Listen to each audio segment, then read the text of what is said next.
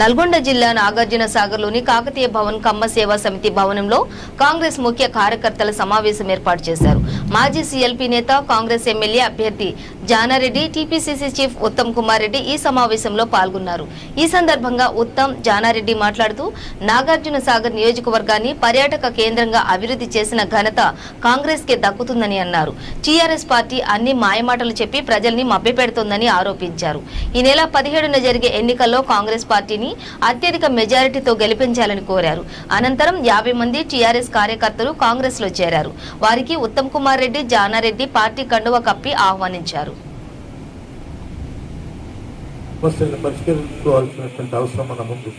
అందుకొరకు ఇంతసేపు మీ కొరకు పనిచేసే సమస్యలను పరిష్కరించిన జానారెడ్డి ఇక ముందు ఆ మిగిలి ఉన్న 1-2 సమస్యలను కూడా ఈ ప్రభుత్వంతో పోరాటం చేసి పరిష్కరించడానికి ఏర్పాటు చేస్తాం.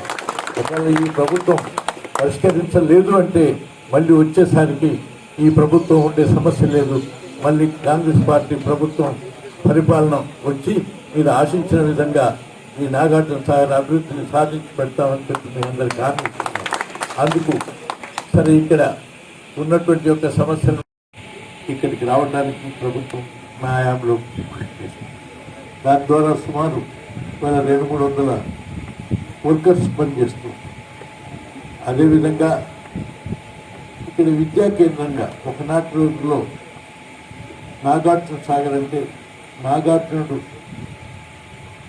అనేటువంటి ఒక పెద్ద విద్యావేత్త ఆయన పేరుతో ఉన్న ఇక్కడ విద్య ప్రాముఖ్యం ఇవ్వాలని 1987 అంటే సుమారు 35 సంవత్సరాల క్రితమే ఇక్కడ ఒక గురుకుల పాఠశాలను ఏర్పాటు అంటే ఈ తెలంగాణ ప్రాంతం మొత్తానికి వెనుకబడినటువంటి వర్గాల వారికి గురుకుల పాఠశాల ఇంటర్మీడియట్ వరకు కళాశాలను ఏర్పాటు చేసింది. దాని ద్వారా ఇవాళ సుమారు 4,000-5,000 మంది స్టూడెంట్స్, ప్రతి ఏటా 1000 మంది బయటికి పోతూ ఇవాళ 30,000-40,000 వేల మంది నేషనల్, ఇంటర్నేషనల్లో ఉన్నటువంటి ఒక పని. అప్పట్లో మొత్తం ఆంధ్రప్రదేశ్కు 3 కళాశాలలు ఇస్తే అందులో ఒకటి ఈ రాష్ట్రానికి ఈ నాగార్జున సాగర్లో ఏర్పాటు చేసిన ఘనత మనది. దాని తర్వాత ఈ మధ్యకాలంలో ఒక పాలిటెక్నిక్ కళాశాలను ఏర్పాటు చేసి ఇవాళ सबसे ज्यादा धोखा केसीआर किसी को दिया बोल तो हमारे मुसलमान भाई बहन को, फिर अभी धोखा देने के लिए आगे आ रहे।